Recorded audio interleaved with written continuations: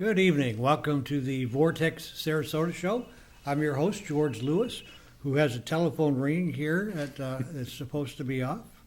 I've got a really fun guest tonight. You're going to have a great time with him. Bright guy. He's in the radio industry here at WTMY. Gino Norman. Welcome, Gino. Hi, how are you? I'm great. It's good to have you on the show. Thank you. I've been looking forward to this. We're both friends with Tom Johnson. Yes. Tom produces my Tuesday night show. He's been with me for a long time. He's a great guy. Mm-hmm. How'd you get to know Tom? You were from Def Fit over there, Definition Fit? We were filming a music video together. Right. We played bad guys. You were one of the bad guys also? I was one of the bad guys. Tom was actually the good guy bodyguard of the singer-songwriter. Right. And basically we storm his penthouse while he's having a makeout session with his girlfriend, and we try to kill him. And so there's lots of guns blazing and, a lot of neat special effects. Love that stuff. Oh, it's great fun. Good. It's a good time. Well, did you end up with a good $2,000 suit like he did? He ended up with a suit after that. I loved the suit, actually. Great suit. Yeah. $2,000 suit's going to fit fairly well. Yes. They're supposed to. I'm not big on suits these days, but a 2001 I might consider. So you guys that was about 4 in the morning or something later before you got finished? The first night. I got there, I think, at 11, and we finally left at 5:15, something like that. How'd you get hooked up with that? You know the producer? Or? Anjay, the director. Anjay Mrotek. Right. He directed me in a film called Deadly Closure. Uh-huh. It was distributed, and it is now called Armed and Dangerous, starring Lisa Varga, Ken Stellingwerff. Great guy. Yeah. Absolutely hysterical in real life. Very dry sense of humor. You should hear it. You should ask him about Montana or Wyoming sometime. It's absolutely hysterical. I'll have to because I was born in Wyoming. So, really? Yeah. Really? Yeah. Well, he said that he had to leave the light on for the other person that lived there. That's exactly the deal there. And then I lived in Flint, Michigan. Oh, wow. So, both spots. So. I know that town. Do you know that town? I do know Detroit, Flint. I'm originally from Chicago. Okay. Little war zone called Humboldt Park. Okay. Near North Side. Talk about war zone. Flint these days, that's a war zone. Wow. They just knocked it out up there, It's like it's a mess. And my gosh, what an industry to lose there. Huge. Yeah. Huge. Well, I watched back in the 50s the exodus from the south up to the plants in Flint. Mm-hmm. And now what we've seen is the cycle. Now it's the other way around. The exodus from Flint to the plants in the south. In the south, Hyundai's in New Mexico, I believe. Yep.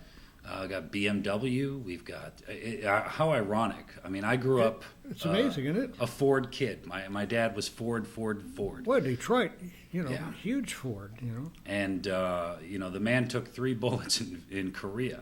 Your dad? My dad did. Wow. And had he lived long enough to see, to find Chevys and Fords made across the border.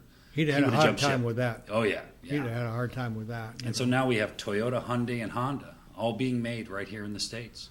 And what's interesting about those brands, Toyota and Hyundai and Honda, especially Toyota and Hyundai, they came in with really mediocre cars. Mm-hmm. That was their business plan, and they got a little toehold, used their profits, and started building competitive cars. Yeah.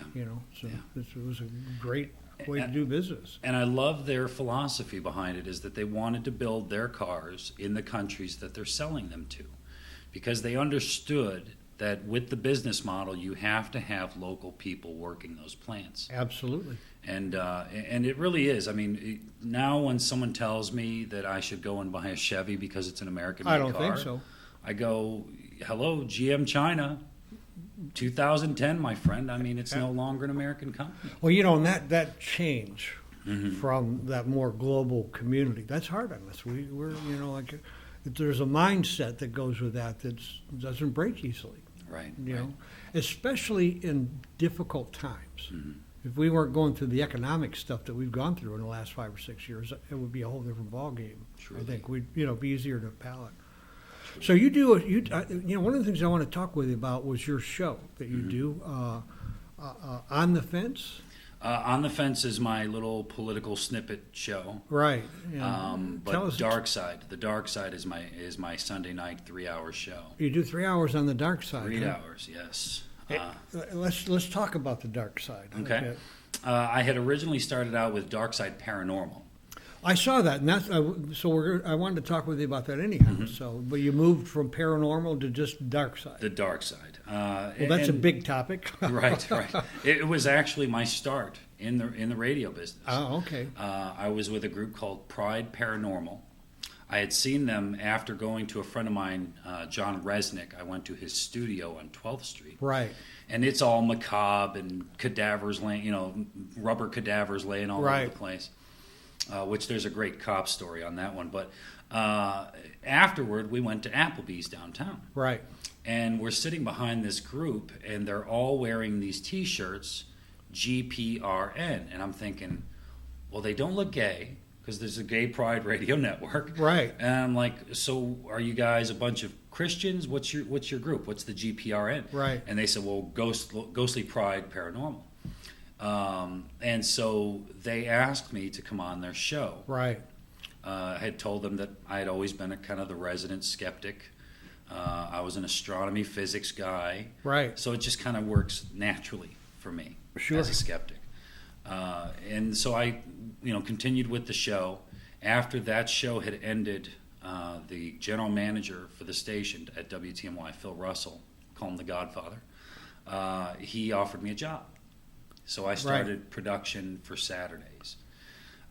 Since then, we still do paranormal investigations. Right. The last one we did was the Italian Club in Ybor City. Oh, right, okay. Oh, beautiful building, absolutely gorgeous. A lot of very odd number 8s all over the place as far as decorum in the ceilings and in the trays. This is from the original architecture. The original architecture. So the number 8 having that cosmic... infinity, really, when you lay it on its side, right? Correct, yeah. Yeah. And so, it was a very interesting investigation. So I said, you know what? I would like to do a paranormal show. 3 hours, I'll do it Sunday nights. But what we're actually finding is that 3 hours is a lot to fill. That's a long time. And there's only so much going on at any given point.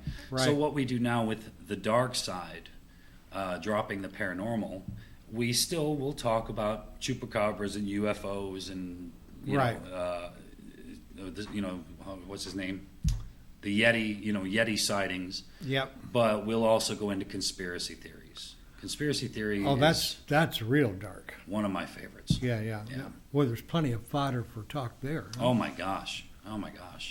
What's the biggest conspiracy theory you think is happening today? The one that's really carrying the most weight, because they kind of come and go. Mm-hmm. Yeah. Well, without going on to a political soapbox, right? Feel free. No diatribes on politics. I would say that there's a lot of concern popping up with Chem Trails right now, and they're popping up everywhere. Is that right? And people are actually starting to take people that you normally would not partake in this.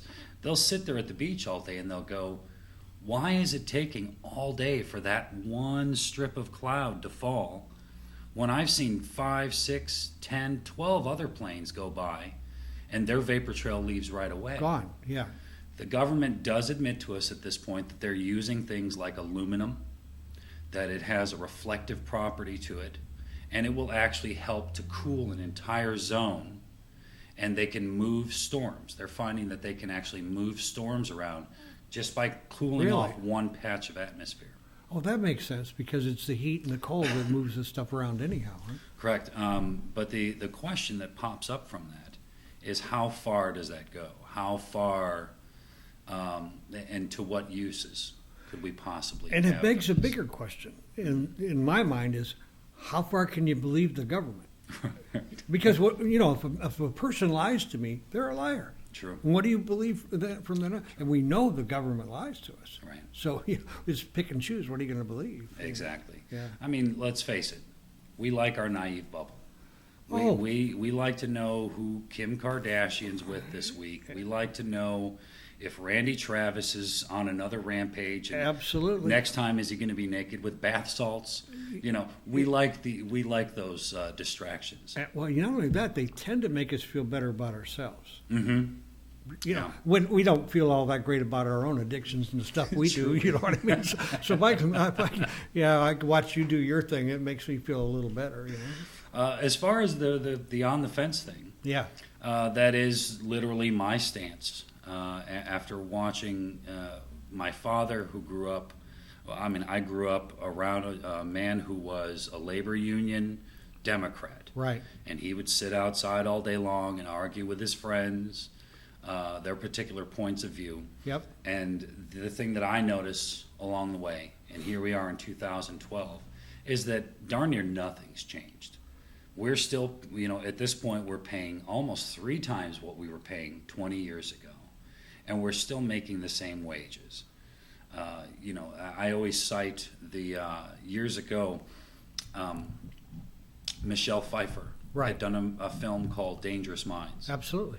Yep. And she played the part of a real school teacher from East LA. Right. And then it eventually became a TV show. It went network. And Annie Potts played her part. Right. She made $50,000 an episode. The teacher that she was portraying makes $50,000 a year. Wow. Well, if you go back to support what you're saying, you go back to the 50s when I was raised. A family had one person working, and they were able to afford a home. They worked if they worked in the factory, they had a home, they had a car. Their home had a 15-year mortgage, right? Not a 40-year mortgage like you have now. Their car had a 2-year loan. Right. Now we're talking 6 years loan on a car, and we just haven't gone anywhere. We're all right at the same wages, and prices are way up here somewhere. Yeah. And I'm not sure what we do about that. Right. Well, coming from both sides of the fence, I know what they're automatically going to tell me. One side's going to tell me it's because I'm leaving too much for the rich guys. The other side's going to tell me it's because the corporations want to rob us blind. And in the meantime, here we are, number 27 in freedom of the press. We're number 53 in infant mortality. It's amazing where we've 31 dropped. in education. We're in serious trouble. You just got to wonder, man. Well, we talk about whether it's the corporations, and I think corporations, they're pretty power hungry and in control. I mean, you don't say no to Exxon. Truly. No politician says no to Exxon. That's just kind of how that plays out. But capitalism itself, early on, is a great thing. Beautiful. But at some point, it starts to feed on itself. And I don't know that it really works somewhere down the road. Well, I think that what happens is the prime example for this is what happened with Enron. Oh yeah. These were guys that were on the trading floor. These were MIT graduates. These were Yale, Harvard graduates. These are guys that didn't study economics. They studied math. Absolutely. And the law of numbers. And what eventually happened was they were taught so many devious tricks that they started using them on the bosses. Right. And that's kind of where our capitalism is today. And believe me, I could go back through both sides and give both sides of that argument. You had mentioned Flint, Michigan. Right. A family friend, Michael Martin, was a general manager for GM for 26 years. Uh-huh. He built 4 plants. He said it started in the door division at the Fisher Body Works in Flint, Michigan. That's where my dad was killed. Oh, wow. Right in that plant. Oh, my gosh. Yeah. That they were making something like 450 doors a day, working 4 to 4.5 hours, getting paid for 8 with full bennies. Yep. So General Motors came back and said, listen, they sent Mike. He said, listen, how about you guys work the 8 hours we're paying you for, maybe. Yeah, why not, Still keep your full bennies, and we'll give you this 4-figure bonus if you stay. Right. No, they said. Okay. They came back again. They said 7 hours a day. You guys will, 6 hours a day. You'll still get paid for 8 full bennies, and we will give you this 5-figure bonus if you stay. No. They said, okay, the hell with it. Let's go to Mexico. We've already got a plant in Guadalajara. Yep. That was in 1986. So there are certainly some very, very strong arguments from both sides. Well, I watched all of that, and you're right. At the root of all this, the trouble is misuse of power on both sides. Yeah. Without question, because the union would protect a drunk on the job who was endangering the other employees that were there. Mm-hmm. You couldn't fire a drunk. They come in there with a bottle in their pocket, and you couldn't fire them. Right. So you're right. It's just who's to bless and who's to blame. Truly. But I guess the key to all this though is it's not. Blaming is great. It's good fun, good sport. But what the hell's the solution? Right. That's where we're down to. And well, that's the thing is I try to go by the law of elimination, and there is one thing that I do know. I don't know the answer to it, but there is one thing that I do know, and that is that the excuses that I was finally handed when I became an adult, and I finally realized how everything actually works. Whole different ballgame. I don't want to hand that to my kids. No. I want them to know that this isn't the way that it should be. Capitalism doesn't have to have these deep-rooted evils within them. It just doesn't have And it is evil and dark. And how much do you need? And so getting to the sports fanatic, I admit to everyone, I'm not a sports fan anymore. Right. They lost me in the 90s during the strikes. Yep, I left about the same time. Yeah, I look at Patrick Ewing, and he tells me, we make a lot of money, but we spend a lot of... Okay. Did he just say that? Right. And say it sincerely thinking that was a good right. That's a viable answer? Really? Yeah. So, that's kind of where they lost me. I mean, there are still some beautiful stories. And fortunately, because I have so many interns, I get a lot of those stories thrown past me. Right. And there truly are some beautiful stories, especially with our Olympic athletes, where they come from, what they've overcome. That's powerful stuff. Powerful stuff. And I just want to give them a world where they're not wearing uniforms made in China. Nothing against Chinese people. I'm half Korean, for God's sakes. So, what could I possibly have to say? And most of us, we're most of us mongrels, really. Mm-hmm. I mean, we're not thoroughbreds by any stretch here. Truly. But we certainly can act that way. 150,000 years ago, the first, the female chromosome popped out, and, she lived for a while till she met the Y chromosome, and so here we are, down the road. And every last individual on the face of this planet, myself compared to a 7'6" black Ugandan basketball player, we have a difference in our DNA of 0.06%. I mean, let's face it, man, we're sharing.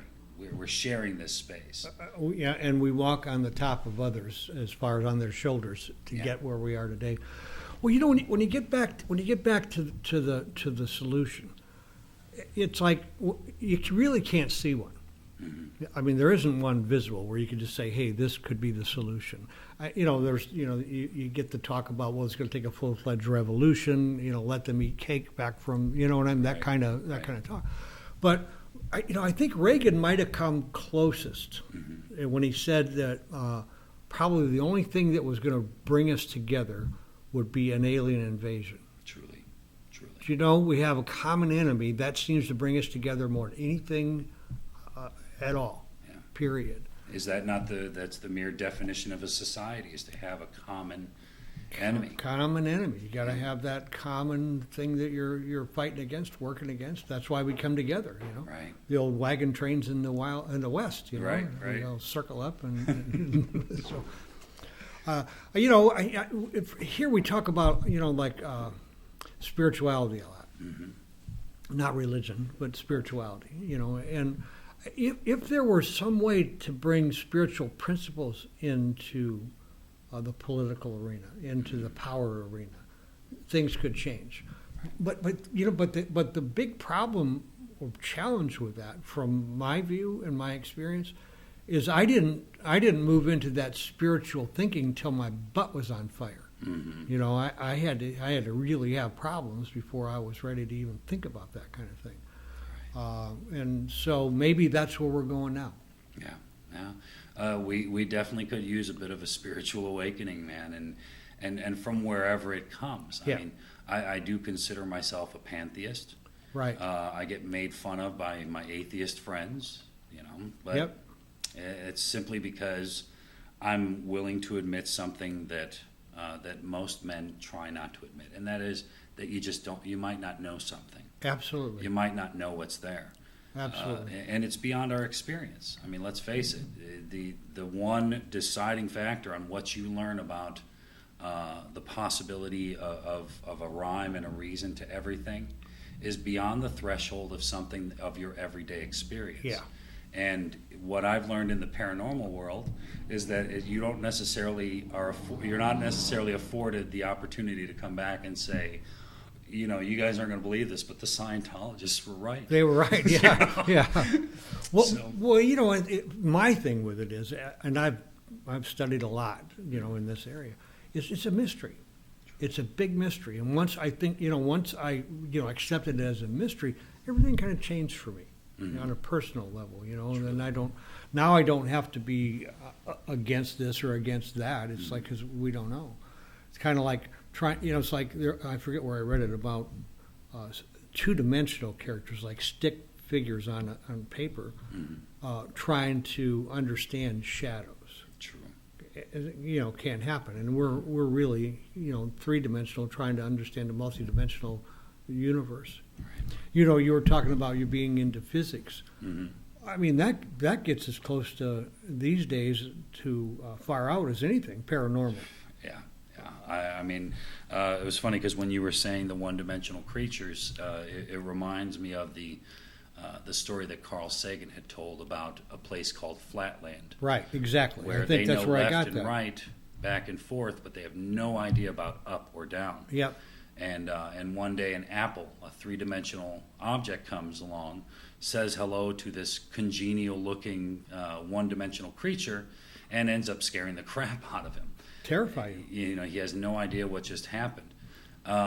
Truly, I mean, physics. Let's go ahead and just lay that out now. I mean, one of the most recent things to happen in the world of physics is that it was stood on its head again. And that was because mathematically the kids at MIT couldn't figure out nor justify something called the infinity. Absolutely. And the event horizon. And so the question is that when something goes over that event horizon, does a copy actually stay here or does it stay on that horizon wall? Right. And it just basically changes shape.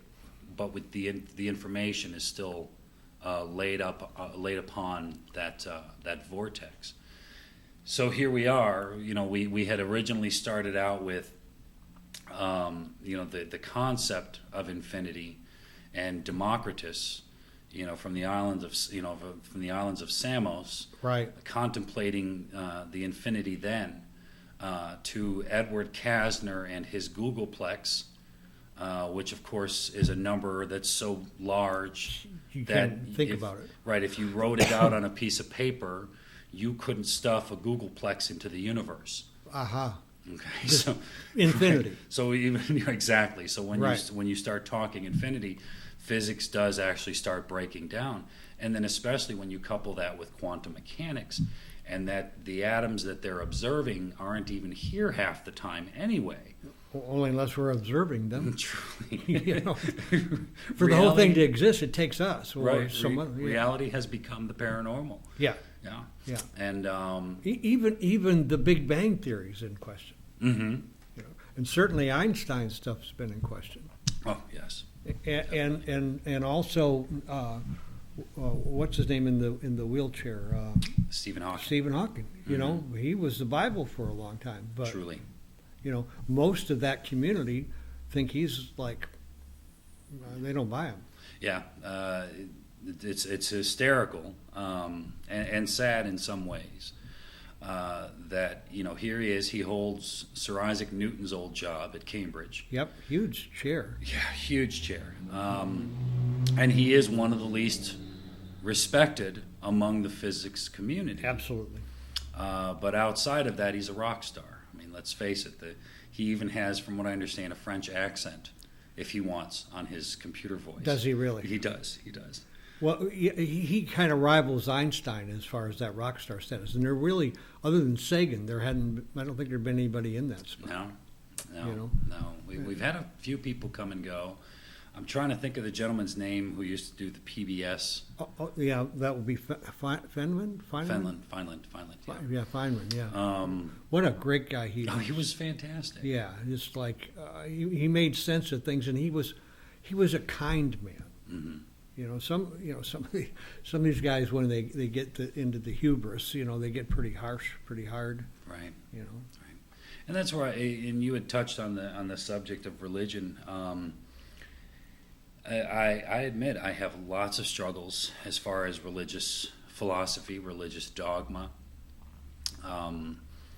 There are just certain things that you shouldn't do in this life, and that is casting someone aside over your own beliefs in something is not very good karma to begin with. Not at all. And what I love as a nonpartisan, because it is literally every point in my life I'm on the fence. When it comes to religious doctrine, and you start talking about what's going to happen to someone else, and literally casting them aside, turning them into some sort of fodder, doesn't weigh very nicely on the karmic scale. No. And what I love about being a pantheist is that I get to pick and choose. I get to say, okay, Buddha said that. That makes a lot of sense. I should probably incorporate that into my life. Well, if I was under some sort of rigid, dogmatic practice, can't do it. They wouldn't allow me to say things like that. I hadn't really thought about myself as a pantheist, but I'm there. Right. For sure. It's like nobody's got the answer. Truly. They really don't. The Dalai Lama comes closest to what I think is maybe the best. And you ask him what his religion is, and he says kindness. Kindness, yeah. Boy, we could use more kindness. We certainly could. We could use more kindness. We ran out of time here. Wow, that was quick. Very quickly. You've been a really interesting guest. Thank you very much. I'm gonna look forward. We'll have to have some coffee and chat for a little bit. I'd like that. A lot of things in common. So very much. Well, we had a great show. Come back next week. We have a super guest for next week, and same place, same time. And in the meantime, don't forget to accentuate the positive and have a fantastic week.